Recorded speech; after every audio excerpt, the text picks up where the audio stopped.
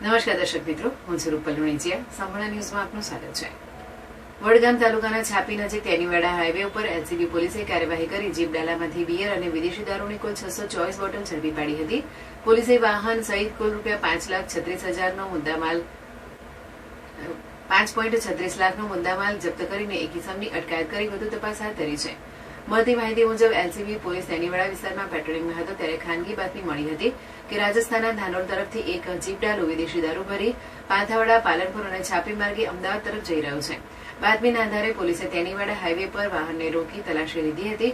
તપાસ દરમિયાન jeep ડાલાના ગુપ્તખાનામાંથી beer તેમજ વિદેશી દારૂની કુલ 624 બોટલ મળી આવી હતી.